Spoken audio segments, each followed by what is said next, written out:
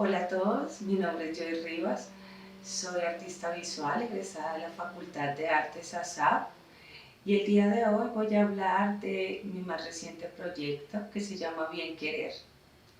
Este proyecto nació en 2019, tuve la oportunidad de participar en una exposición colectiva junto a un colectivo de artistas del cual hago parte y que se llama Blanco Conejo.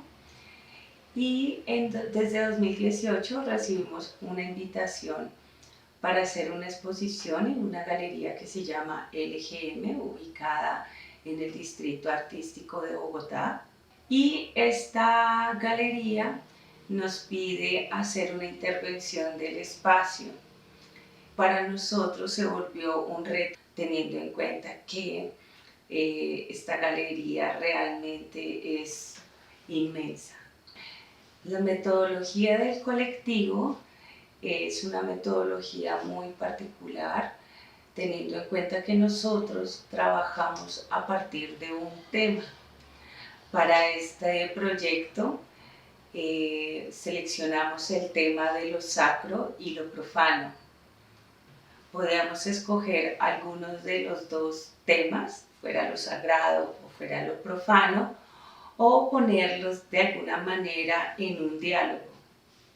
Desde hacía ya un tiempo me habían interesado las plantas, el poder mágico que se le confiere a estas, y digamos que en esta oportunidad tuve la suerte de explorar algo que ya venía rondando en mi cabeza desde hacía algún tiempo, y era el tema de lo afro.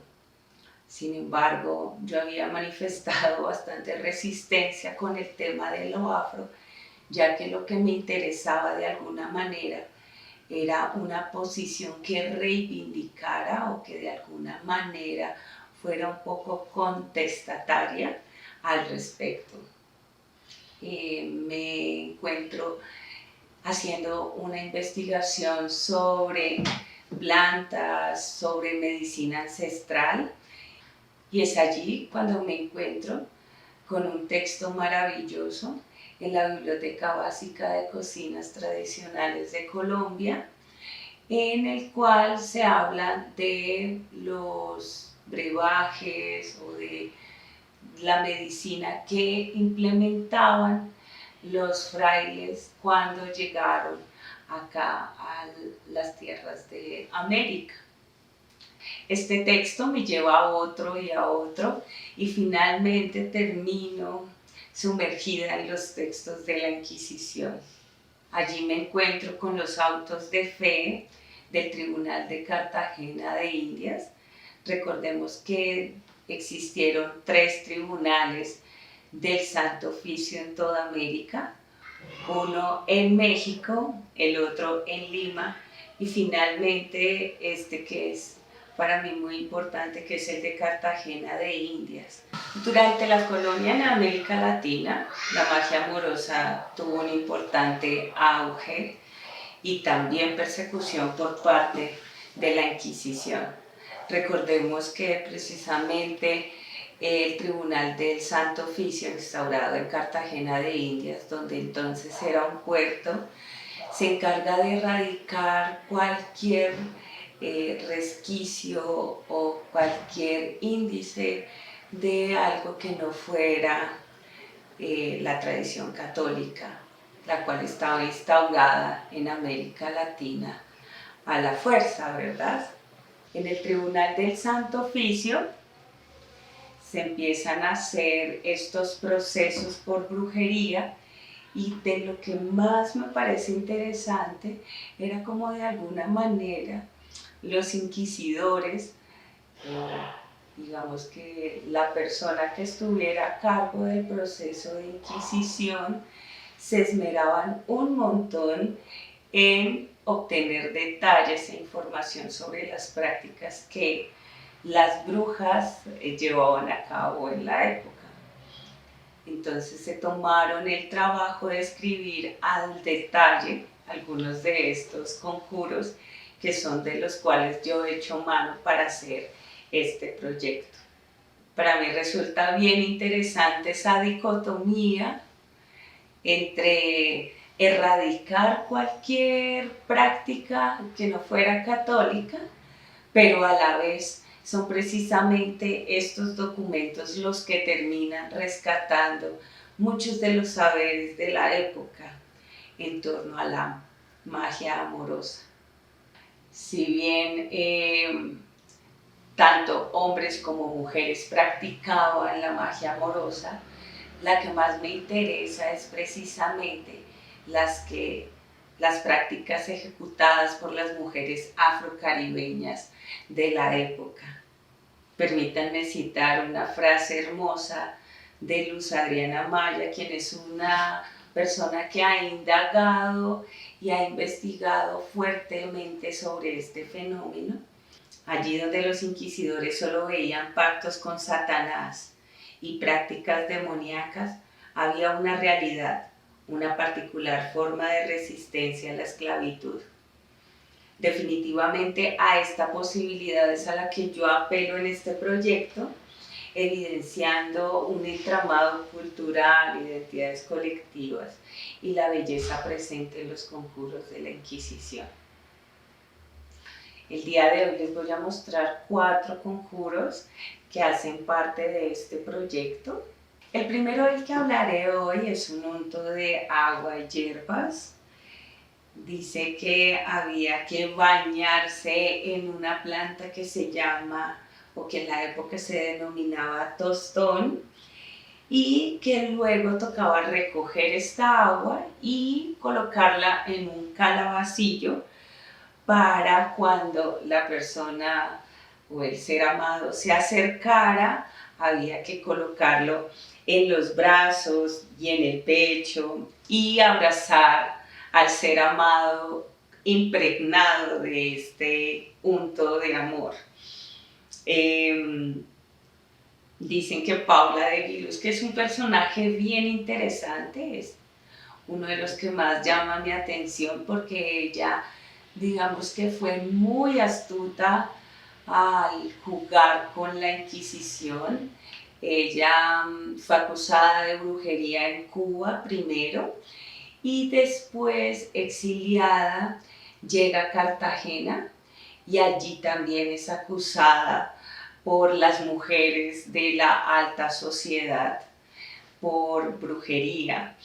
De hecho, en un texto muy interesante en el cual se le acusa a ella de brujería, dicen que definitivamente ella sí ofrecía su magia amorosa, pero que eran puros embustes.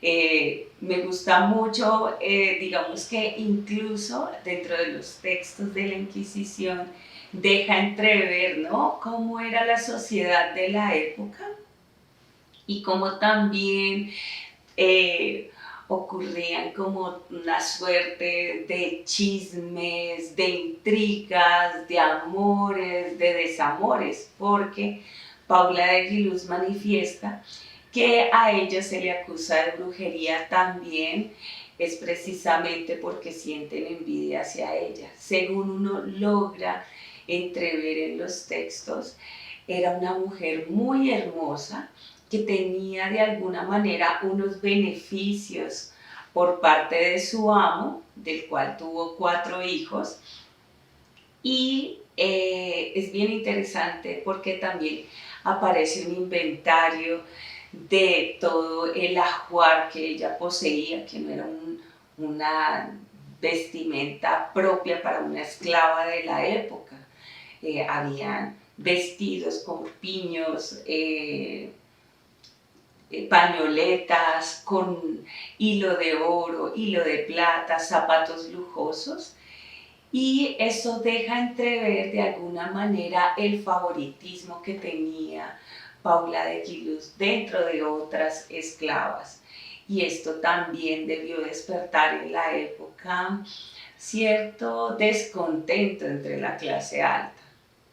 Cuando a ella se le acusa de brujería, ella de alguna manera sabe jugar muy bien sus fichas. Hay una anécdota bien interesante sobre Paula de Aguiluz en la cual ella dice, pues díganme cuál es el diablo que ustedes, inquisidores, desean capturar y yo se los ayudo a capturar. Esto es bien interesante porque de alguna manera pone en jaque al tribunal, es como, ok, ella está haciendo prácticas de brujería, porque además ella dice, yo nunca he visto al diablo, pero si quieren yo se los ayudo a capturar.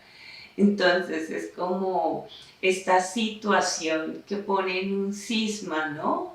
A unos fundamentos tan establecidos como los tenía la religión católica en la época, y empieza con una suerte de jugadas a dilatar el proceso de Inquisición, ¿no? El proceso que se adelantaba contra ella. Finalmente ella es condenada a 200 azotes, previo también había sido condenada de la misma manera y es súper fuerte también porque si algunas mujeres, digamos, no morían porque no fueron condenadas, acá no era tan bien visto que se condenara a muerte por brujería, porque realmente era muy fuerte este tipo de prácticas dentro de la sociedad. Entonces, como que se le acusara a muerte, como si se hizo en otras partes del mundo, era un poco mal visto.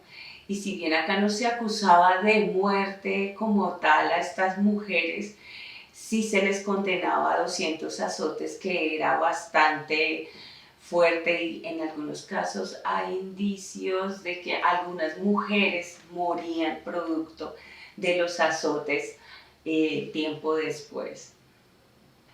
Entonces, precisamente de un fragmento en el que se habla de Paula de Giluz, se habla de este conjuro, de este unto de agua y hierbas, y me gusta mucho una parte en la que dice que había que untárselo con una pluma justo antes de que el ser amado llegara.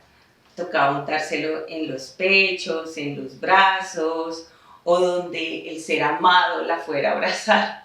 A mí me parece un poco divertida la escena, ¿no? Como uno untándose esta agua segundos antes de abrazar al ser amado, porque tenía que encontrarla como impregnada o mojada de alguna manera por este unto de amor. Y pues imaginarse esto o pensar esto en una Cartagena calurosa resulta bastante divertido para mí. Seguidamente voy a hablar de otro conjuro de Paula de Giluz que me parece hermoso en cuanto a su estética, ¿no? Como que pensar en ello me resulta también una imagen muy hermosa. Decía que una de las clientes de Paula de Giluz le entrega a ella dos camisas, una de su marido con el que hubiera dormido la noche anterior, unas calcetas, unos escarpines de dicho su marido y unos cabellos del susodicho y pelos de su barba. También debía haber orines de ambos.